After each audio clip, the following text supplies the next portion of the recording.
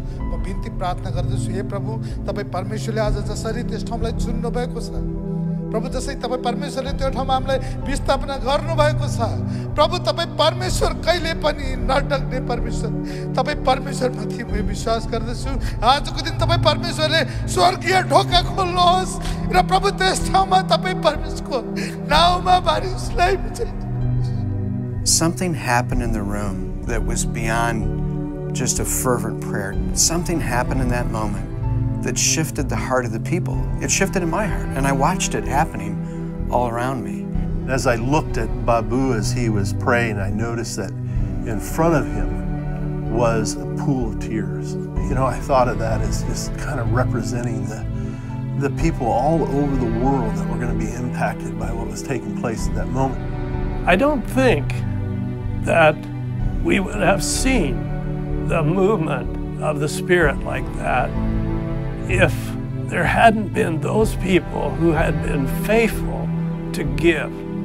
The objective of Campaign 300 is to show the Jesus film over the next 3-year period of time, to show the film to 3 million people, utilizing 30 Jesus film teams, out of which 300 new churches will be planted. It will require $1.8 million to do what I just said. We have firm or almost firm commitments for $1.791 million. It's in the capacity of this group here this morning to easily put us over the top. The generosity of God's people came through, I think, not because it was a compelling story or whatever, it was because the Holy Spirit moved at a time that the people were ready. It just blew away every expectation. Does anybody remember how much offering we were hoping for to put us over the 1.8 million? How much? 9,000. The offering this morning was in excess of 19,000. $19,000 in the offering, and an anonymous donor came forward and gave another $20,000, and then the district superintendents gave another $44,000, $83,000 altogether. I was just blown away, just amazing. We experienced something that was powerful, but was built upon something that had already been going on. This wasn't a momentary movement of God. This had been something in the heart of God that had been moving for months and years. It would never have happened without those people who gave beforehand and were people of prayer before it ever started there at General Conference. By the time General Conference was over and we had surpassed our financial goal of 1.8 million, it became obvious that people wanted to be a part of this, not of the goals, but of the mission. And even though we have reached those initial goals of 1.8 million, people continue to come and say, how can we partner? I want to be a part of this. When we realized that Cuba was in the picture, it made a big difference in the way that we looked at the way the Holy Spirit moved on Sunday morning. When Cuba became then the emphasis at General Conference, it really began to ignite something in our DSs. Because of what they witnessed, because all of those DSs were there, what they witnessed happened, I think they were eager then for us to come and share in their district conference. When I was in one of the districts sharing, the district superintendent was able to announce, we've already actually done something. And the district so embraced it because there was already this great favor. And the opportunity to go to this place was so historical, so significant. God opening up a door that's been closed for so many years was another mark of His favor. 25 church congregations that are just vibrant and on fire for the Lord is not what we expected to see in Cuba, but that's what we saw. This is a time of transition in leadership, and yet in what we do, it's the same transforming message. The same message that we received is the message that we share, and that's the transforming power of Jesus Christ. In the 42 years that I've been with Wesleyan Missions, I've seen a lot of transitions in leadership. But one of the things that I have seen and continue to see is that it is the same transforming power of the Lord Jesus Christ. It's an exciting time because we have transitions in leadership, but it's the same transforming message. And that's why this is something we can invest in. That's why it's something we know will make a difference in the world. हे प्रभु तपाईं परमेश्वरसँग गुहार माग्दछु प्रभु तपाईं परमेश्वरले त्यस ठाउँमा ढोका खोल्नु खोजेर प्रभु तपाईं परमेश्वरले आफै स्थापना गर्नुहोस्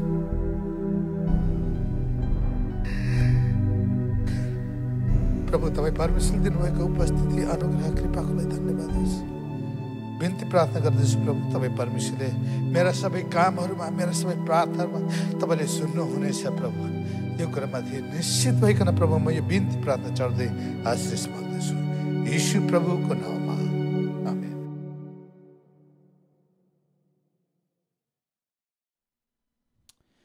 You will notice that our guest today was on the video, John Croft. John Croft grew up as a missionary kid. He holds a bachelor in religious education from God's Bible School and College and a master's in Christian education from Indiana Wesleyan University.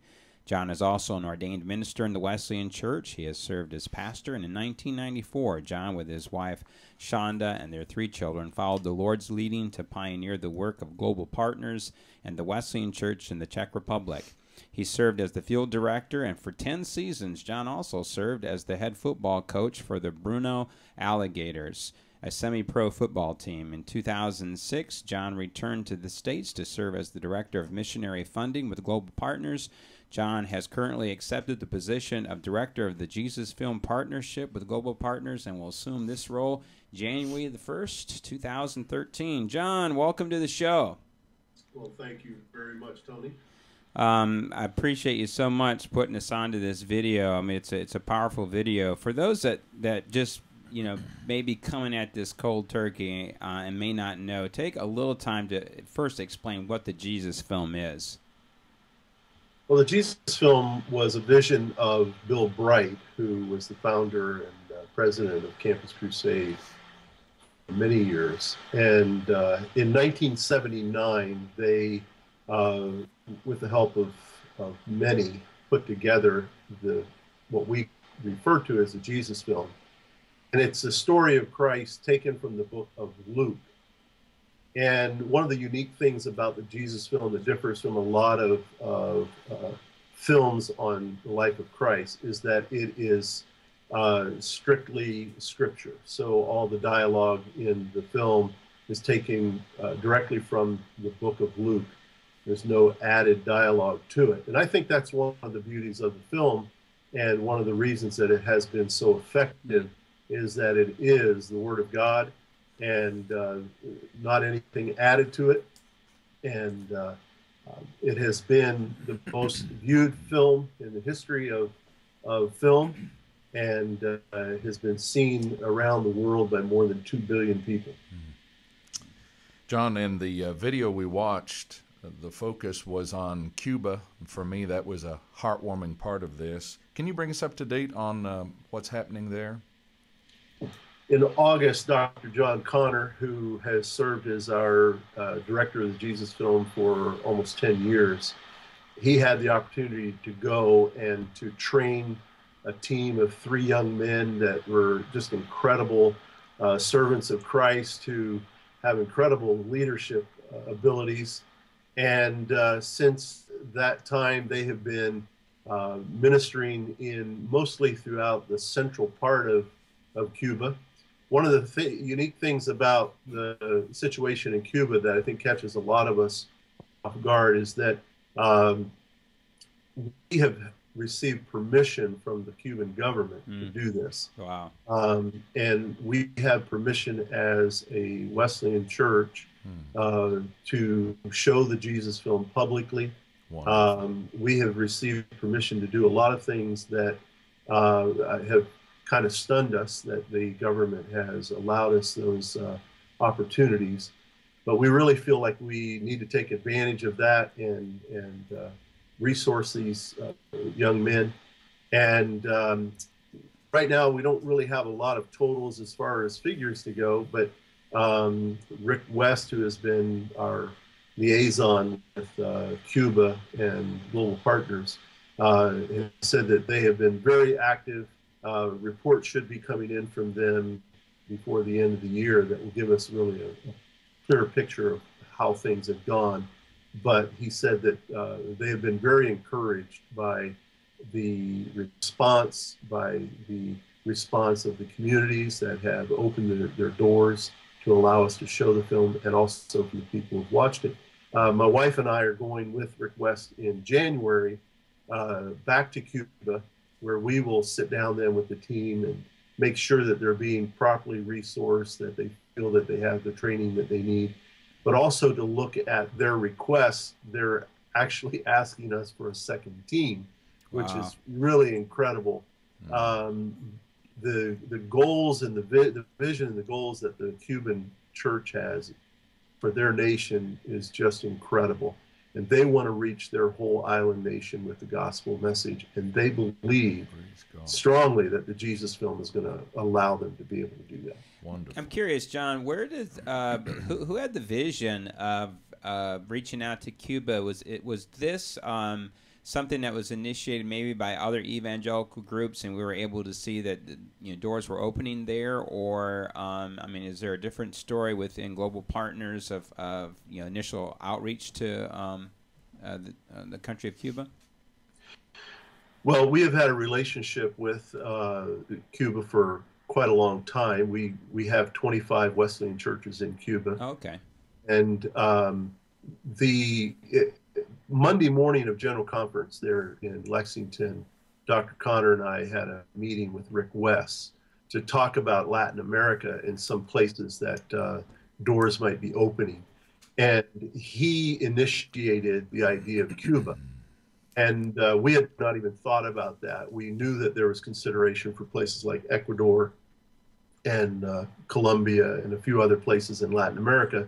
And we have had teams throughout Latin America over the years. But Cuba was never mentioned. And he brought it up. And we were like, do you believe that can happen? He said, well, let me make a phone call. And when he called, they were very responsive. One of the things that was really neat was when Dr. Connor was there in August, after the training was done, the national leader stood up and said, for 2 years, we have been praying as a church that God would give us a tool to be able to reach our nation with the gospel message. And we believe that today God has answered that prayer. Amen. Wow. Yeah, that's outstanding. I wonder if you could just take some time out here to share some stories, personal stories of people connected with the Jesus film. And I know that there's any number of directions you can go with this. You've got workers, you've got those are the recipients of the film. But just take a little time out and maybe share, a couple anecdotal stories for us. Well, I've had the privilege over the last year to work with the Jesus film and to travel extensively to a number of the places where we are using this tool, and some places where we have trained new teams. And one of the things that has really caught my attention is the level of leadership that I keep running into of men and women who are totally sold out to the Lord and will do whatever it costs to be able to take the gospel message, and some of them at a very hefty price. And just returned from Mozambique for a couple of weeks. We trained 2 new teams there. And Mozambique has had incredible success with the Jesus film, planting over 30 churches a year for the last almost 5-6 years at that pace. And just incredible growth. But I think a lot of it has to do with the fact that they have incredible leadership.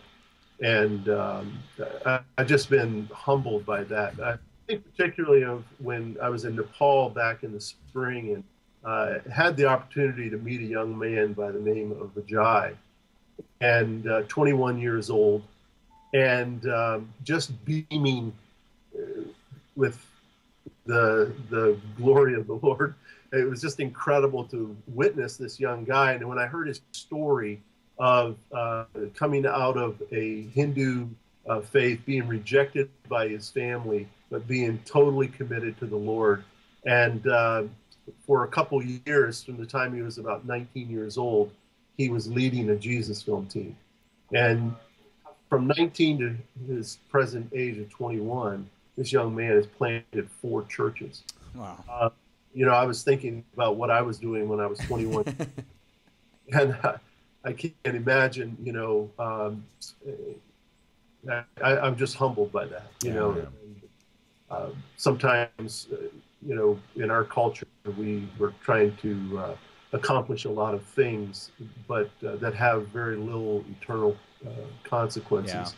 Yeah. And I was thinking at 21, I was trying to, you know, basketball game or something. Yeah.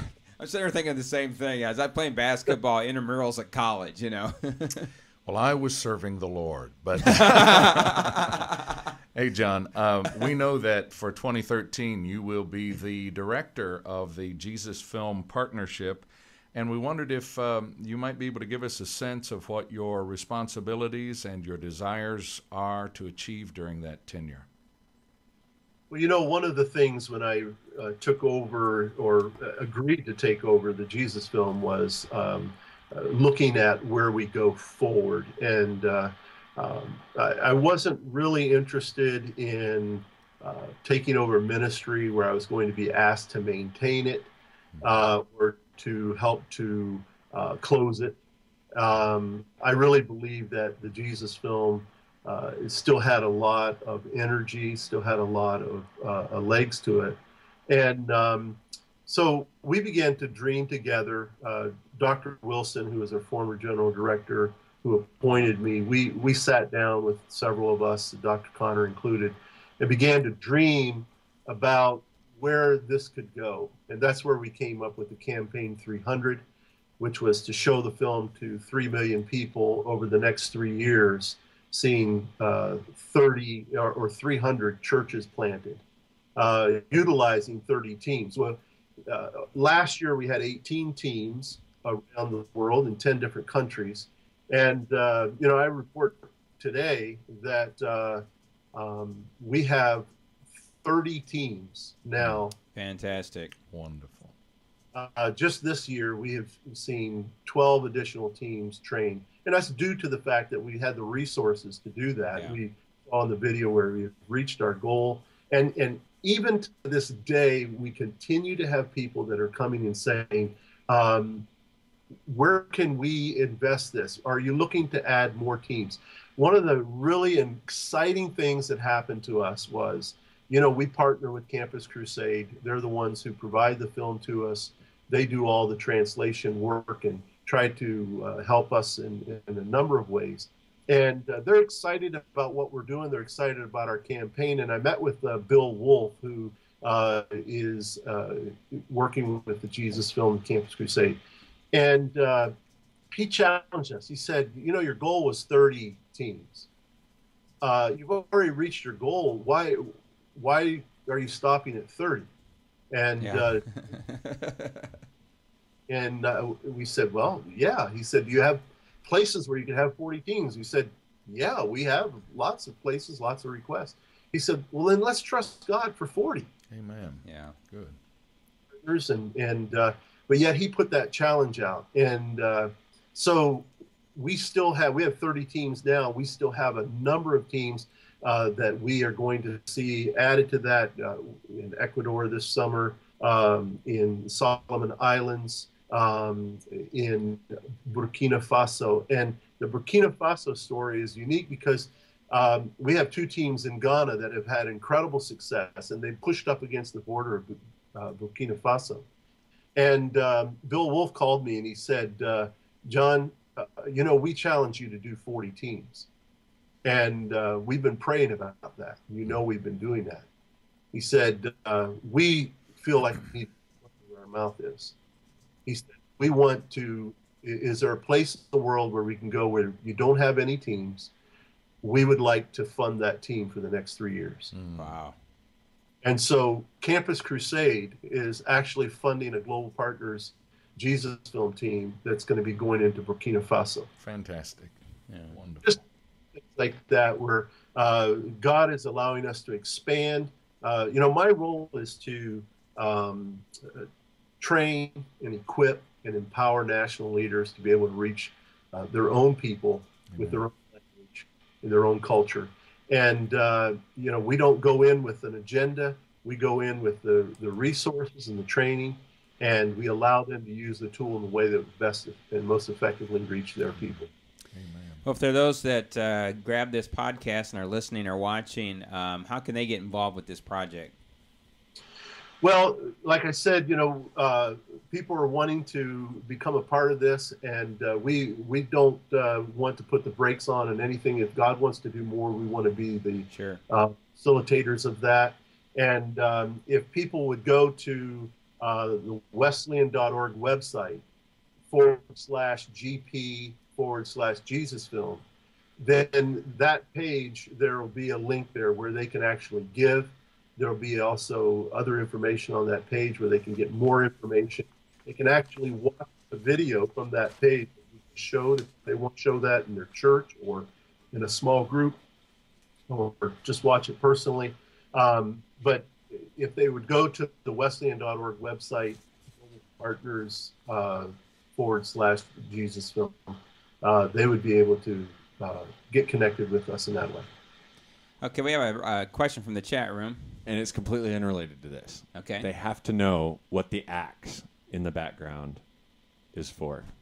They have to know. The viewers must know. It's driving everyone crazy. The book of axes. There's an axe on the wall, and they must know the story about the axe. In my home here, this is in my office at home, and that's to keep my wife in line. No.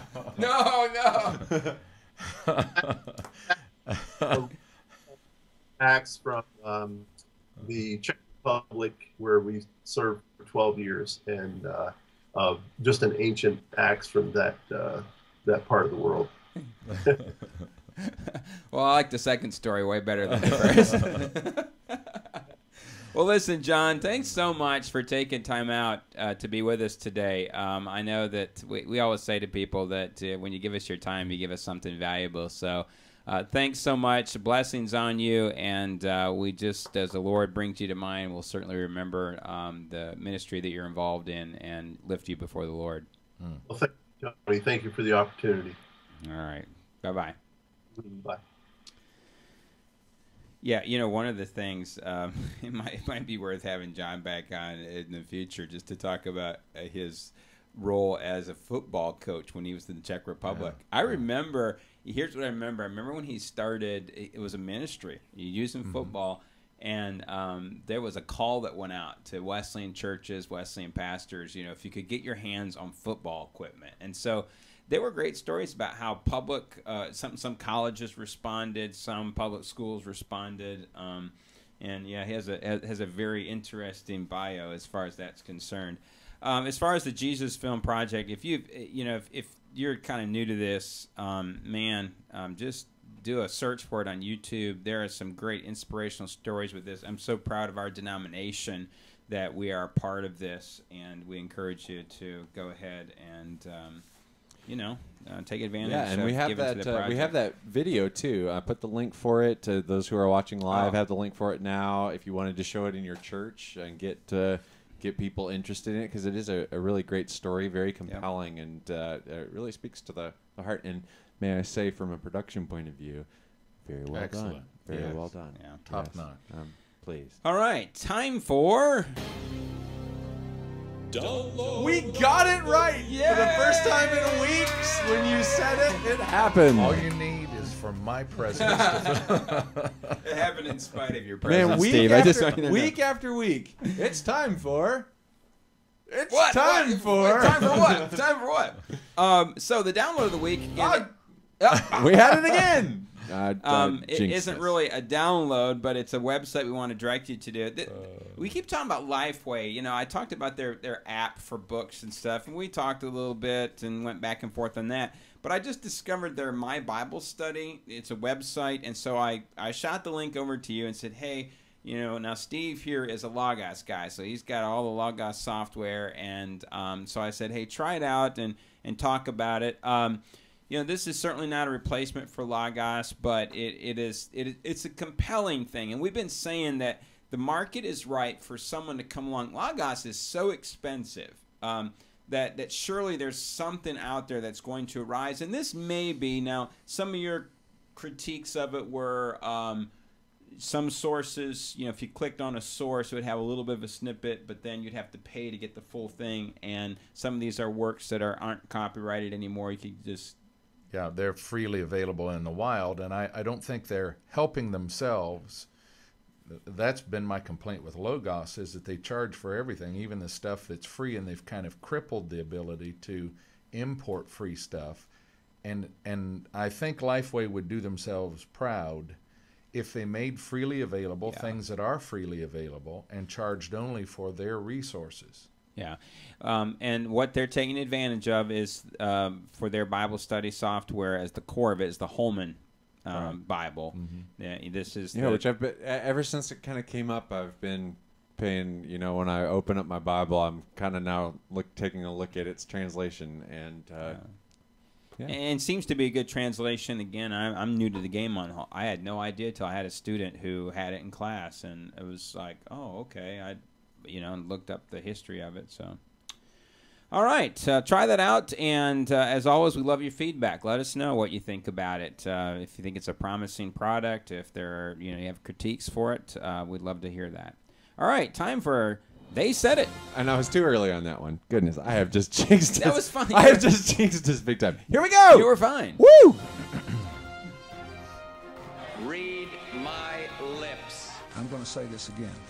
I've never taken steroids or HGH. I took the initiative in creating the internet. The Macintosh, of all the machines I've ever seen, is the only one that meets that standard. I'm not a crook. If you know what you're doing here, slide out. If you know what you're doing, slide it out. Okay, this is a very audacious goal to help a country be the first to empty their orphanages, helping 3,000 children become part of permanent families. But we know with God all things are possible.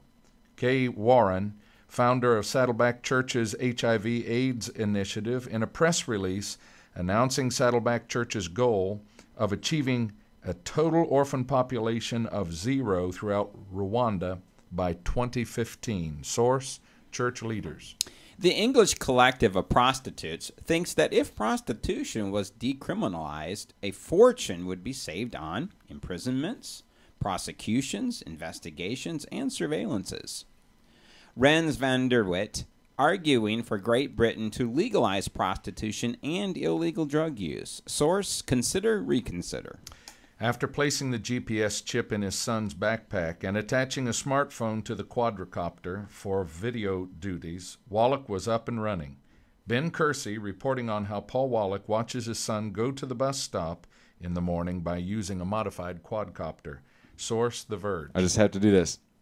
Oh, no, that's in a different language. Bummer. I found the wrong language. Well, for our foreign audience. And that's our producer, Matthew T. And I was bragging a little bit ago. Nothing's going right. All right. And the final, They Said It.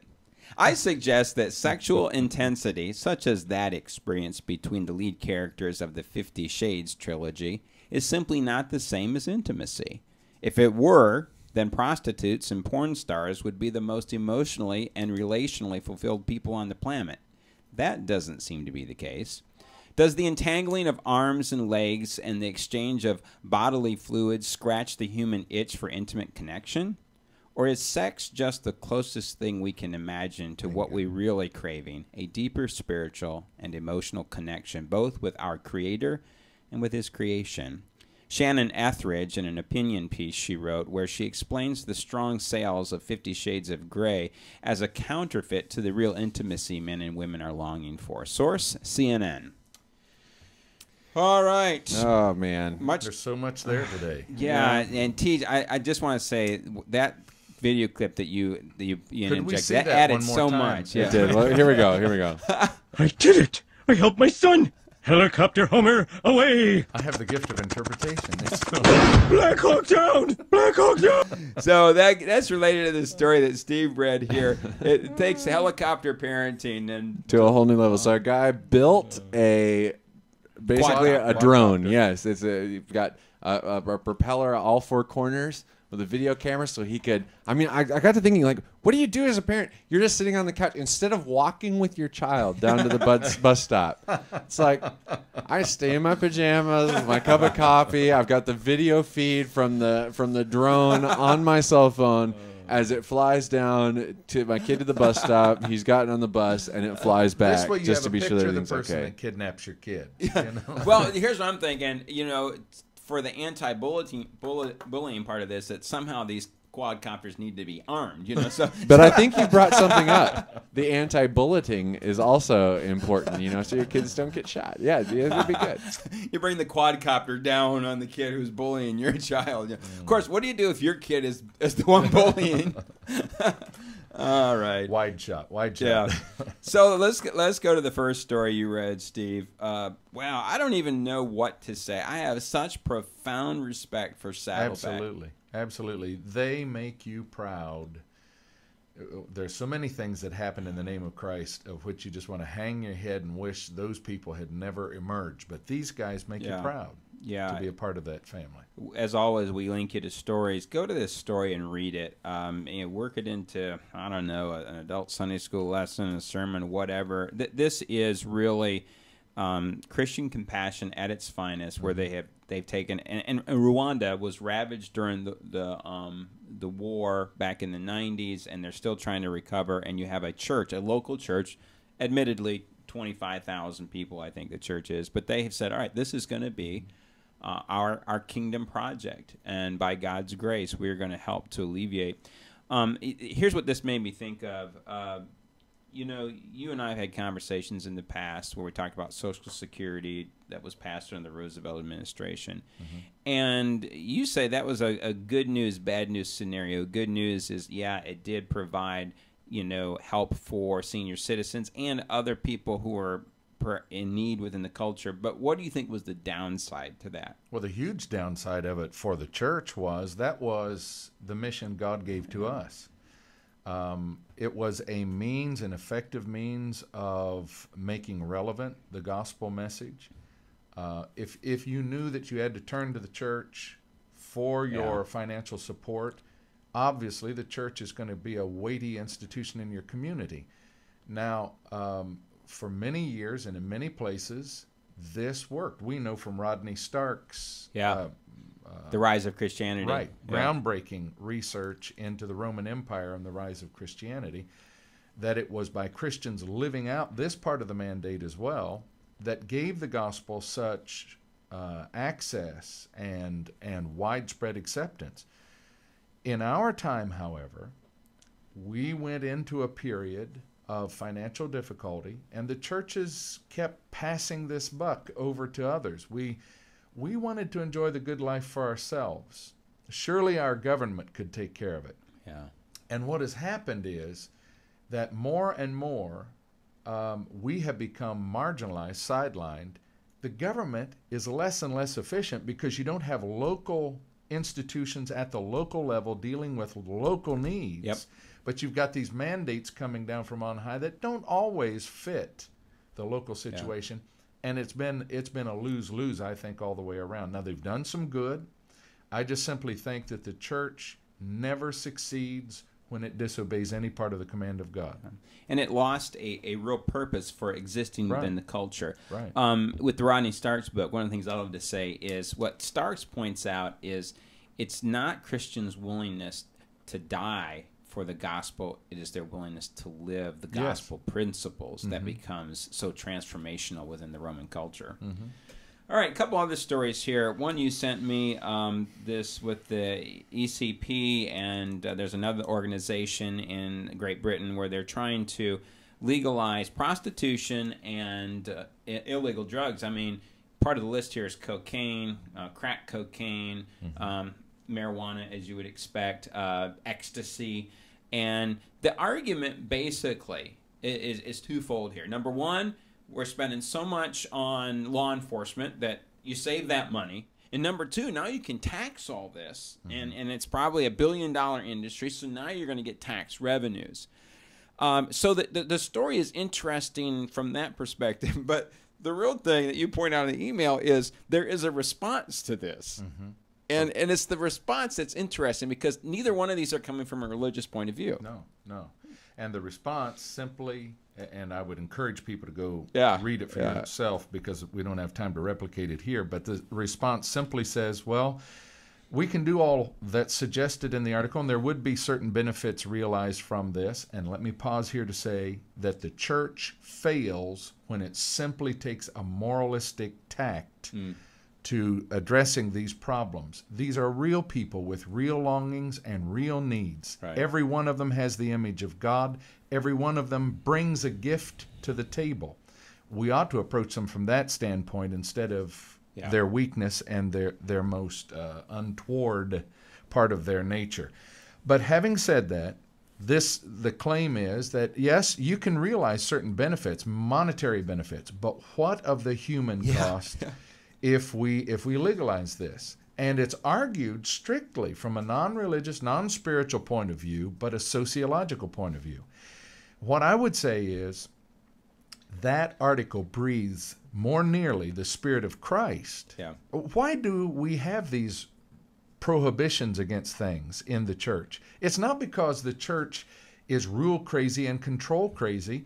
It's because we see the brokenness that comes out of it, and we deal with, if we're doing our job, the fallout. You mentioned this about Don Miller's book, and about his life, Donald Miller's book, about how he was piecing together himself. Blue Like Jazz. Right. I think that's where we are on this. And one of the things one of the great grids that I was ever given actually was in one of my doctoral classes. And it's a theological grid, and it's been around for years, but somehow it eluded me. But this simple thing first of theology really broke down simple. It is creation, fall, redemption, restoration, and sin being defined not as rules on paper. It is the broken relationship between God and between man. And so laws, getting to what your point, laws are established not so that we can have the do's and the don'ts. They are established to try to get to this whole issue of broken relationships, that somehow we can coexist with one another and stop violating relationship with one another. And this guy responds at that human level when he's talking about this prostitution and drug thing. And when you said that, it would be very easy for any scholar or student of the New Testament to say, oh, so this is the reason why Jesus kept running afoul of the laws in his pursuit of redemption. And I'm going to tell you, this is a challenge. I issue this challenge. If I don't care what class I'm teaching, I will work this in. And with I have an adult Bible study, and I keep coming back to this about once a month. And I say to them, how do you define sin?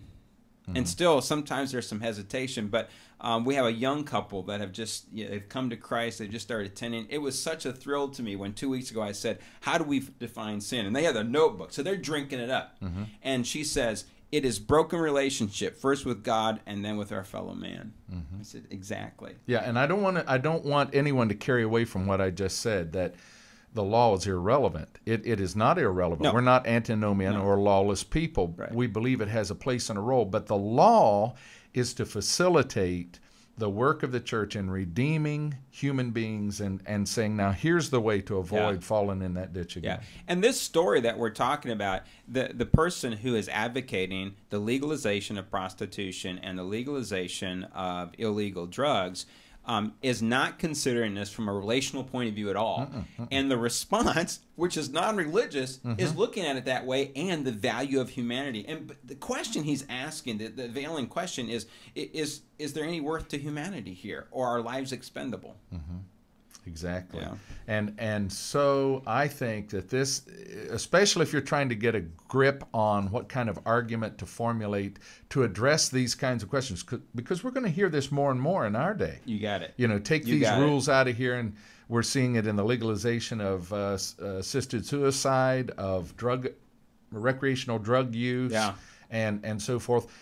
Why should we have these rules? Why should we have these laws? And this article and its reply are excellent tools for formulating. I feel like maybe we're beating a dead horse, but let me just a little bit longer here. I mean, you look at if any of us, all of us here are ministers. We have all worked with people who had addictions, and we can talk about the financial toll and the devastation, but where our hearts break is as we have watched in relationships the toll that takes on people. Right. I remember talking to someone who was a former addict, and he said, you got to know this, that he said, you burn every relationship in your life. He said, every person, he said, the addiction takes over to the point where everybody is a means to a high. That's it. And this is why, even though I am a libertarian in my philosophy of government, this is why I cannot go along with the Libertarian Party on its drug policy, which is, you know, decriminalize everything. Right. Simply because they fail to acknowledge the fact that, well, their rule is it's my body, I can do what I want to it, but they don't recognize the impact it has on the whole society around it. The moms, the dads, the sons, the daughters, the wives and husbands and neighbors, and it's just something that you can't close your eyes to if you want to live in a rational world. You know what I thought of when I was doing this was John Wesley and gin in his day, which was laced with cocaine. Yeah. And it was all hard legal. to get that anymore. Hey, talk to me after the show. No, just kidding. But, I mean, here's what's cool. Wesley, and we're heirs of Wesley, how he honed in on the human factor of what was happening with gin. Right. Like, come on, this is more than just a drink here. It is devastating families. Go to William Hogarth's woodcutting. Exactly. The pictures, and you'll see the examples of what it was doing. Yeah. Oh boy, man, we could just keep talking about this. All right, let's get to our last story. And this was actually my favorite story in our lineup today. Shannon Etheridge's piece, which shows up in the religious section of CNN. This is a marvelous, marvelous article.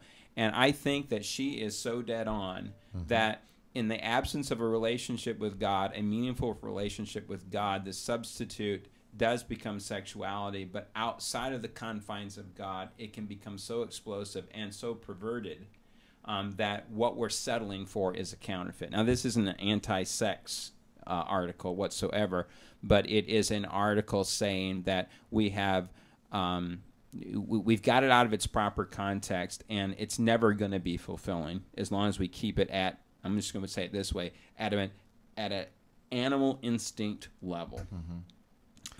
We begin to seek, and I really think, so I'm going to chasten myself and constrain my comments here because I could go on and on. This is an area I've studied a lot. I have numerous books in my library. Some are Christian point of view, and some of them are sociological points of view. And just let me say that I care about this subject because she's dead on.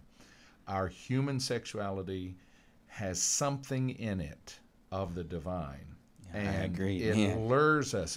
For C.S. Lewis, some people don't know this, but his secretary's biography of him reveals that he walked away from his faith because of sexual issues and things that were unresolved. He came back to his faith because of discussions with Tolkien and others around this very same thing. Now, that wasn't all there was to the argument, but this was a significant part, and he acknowledges the weight of this in his decision to admit that there could be a being greater than himself who had gifted humans with this. Yeah. So I really think that the church, you know, here's a topic for you one day if you ever wanted to. Could the church of today ever produce the Song of Solomon? And if so, would you keep your credentials if you were on the editing board? Okay? Great question. Because sex is not of itself sinful and wrong. God gives us rules for handling it. It is such a sacred thing. Yeah. And well, I'm going to chase on myself. I'm going to put the brakes on right there. Okay, bring it to a screeching low. No, listen. Now, you said this on a podcast. I mean, a year ago probably, but you know, this goes to you talk about Frankie Schaeffer's book, "Addicted to Mediocrity." Right. And what's the painting? What's the guy doing there? Yeah, and the cover says it all. You don't even need to buy the book if you can see a copy of the cover. It's an excellent book, though. I think he makes fun of it, says it's too low a level. He wishes it'd been more sophisticated, but I think it's where it needs to be for most people, including myself. But the cover is of this little guy in a painter's uniform, and he's got his fish symbol, the Christian symbol, on his back pocket, and his New Testament shoved in there. And he's on a ladder going up with a roller with white paint on it, and he's painting over the spots on the Sistine Chapel ceiling where God is reaching out to touch Adam, and Adam's exposed male parts are there, and this guy's doing God's good duty by painting over those aspects of his physicality. Look, these were the things God gave to us. If Christian theology is to be taken seriously at all, absolutely, and all of it has an appropriate, even significant, I could say, I believe, an eternal significance in who we are and how we live our lives. And when the church pretends, well, we'll put that in the closet, and that's all bad, and that's wrong. And we can't talk about it. No, don't talk about that. Our kids are growing up. I was recently in a group of university students, and I was amazed. Now, I can't tell you what they said on air, but I was amazed at how wrong their view of sexuality is. And when I pursued it, you know, of course, I tried to not act as if I was flabbergasted, which I was. It's from the church that they're getting this. It's from the conversations we adults have. And if there's one thing we can't afford to do to our kids is so divorce them from the essence of their own sexual integrity as individuals created in the image of God, that they feel ashamed and live in denial against it and don't come to express it fully within a marriage relationship. Yeah, the late David Seaman said that the message that we were sending that in his lifetime was sex is dirty, save it for the one you love. And he said, what's that message? Yeah. You know? And the point is, it's being talked about outside of the church, but we ought to own this. I mean, God's pronouncement of it at creation was, it's good. Yeah. This is part of the creative order. I'm just gonna read a couple more paragraphs out of this article, hoping to just pique your interest and that you will, after listening to this podcast, visit this article. Many legitimate possibilities have been offered for the seeming success of mommy porn, and that's the way she views 50 Shades of Grey. Women are more sexually liberated than ever before. Couples are longing for ways to spice up their sex lives. Many women have a deep inner longing to be dominated by a man who's absolutely obsessed with them. While there might be some truth to each of these theories, I think the real force behind this 50 Shades phenomena is that our society is clamoring for closeness. However, in the absence of genuine sexual intimacy, best defined as intimacy, we settle for sexual intensity, erotica, pornography, an office romance, an extramarital affair, or whatever strokes the ego and provides the sexual high we crave. And she goes on and on here. This is a great piece, and I do applaud CNN for publishing this and putting it out there, and hope you'll take advantage of that. It's just a great resource. Alrighty, let's talk again about our giveaway. This is it right here. One of the best books, absolutely, that in the last decade that I've read. It is masterful, and as Master TG pointed out earlier, it's nice and thick. If you're into thick books, this is the book for you. You should see the hard copy. I'm sure, Steve, you got the hardback version with the library binding. Yeah. I mean, when I loaded this on my Kindle, it just weighed twice as much. You should see his Kindle now. You got so many books on it, you can barely fit it in the room. When I print out all my highlights out of this book, my Kindle version, I have 6 pages of highlights, just things I've pulled out. And I've shared a lot of those with you. We've gone back and forth. 6 pages left that you didn't yeah. highlighted. Oh, it is so good. So, hey, we're going to be giving this book away. And we're going to be doing this for the next 2 weeks. You'll have plenty of times to enter. We encourage you to take advantage of that. And if you want to invite friends to watch the show, this would be a good way to do it. Tell them we're having a book giveaway. And send them to the page. Yeah, and also, I wish I remember what episode. I don't remember what episode number, but Steve came in studio about a month ago. We discussed the book, and if you want to know a little bit more about that book, we encourage you to do that. Again, I don't remember what. Are you looking? I'm scrambling, but you're just gonna have to keep vamping. Go. This is where you do it. Blah blah blah blah blah. Yeah, that's right. Yeah. Hey, by the way, Charlie Brown here. I'm not going to assume that you're able to watch the show, but last week we had a story, and there is in Arkansas, Little Rock, Arkansas, an elementary school where they have said to parents, it's totally voluntary. And you have to pay for it, pay for transportation, but we'll run a bus from our local church over. Yeah, I did. And you can, from the school to the church, you can watch it. And the Free Thinkers Society is squelched it. Yeah, and it seems to me, and I'm curious on your take on this. Number one, it's not mandatory. Number two, and it's a Charlie Brown Christmas is what they would be viewing. Number two, while they're using the public school bus, parents have to pay for the fuel, so they have to reimburse the district for it. So, I mean, in that case, I just think it's just an overreaching of separation of church and state. I'm curious of your opinion on that. Well, for a libertarian, I agree. I think that if the school were providing the buses and the gas and so forth, if it was mandatory, right, or even if it weren't mandatory, if it were the thing to do, but they're funding it. The school is funding it, then you've got a constitutional problem. But I don't see anyway that a rational person, there simply is. A few years ago I would have argued with you about this, but there simply is a war on anything, any reference to God and goodness. And the irony is, we talked about last week, is that, all right, let's take, if the Luke passage is read there, and Linus reads that, so let's just that aside for a moment.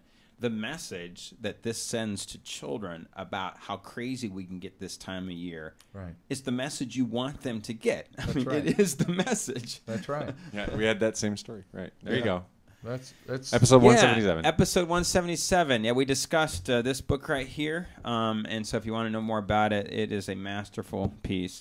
Hey, next week, really excited. We're going to have Dr. Timothy Tennant. He is the president of Asbury Seminary. For real this time. For real. For real. Yeah. We've been teasing this one for months. We faked this one back in September or October. But I was here. That was when I was here. Episode 177. That's right. That was our cover episode. That's right.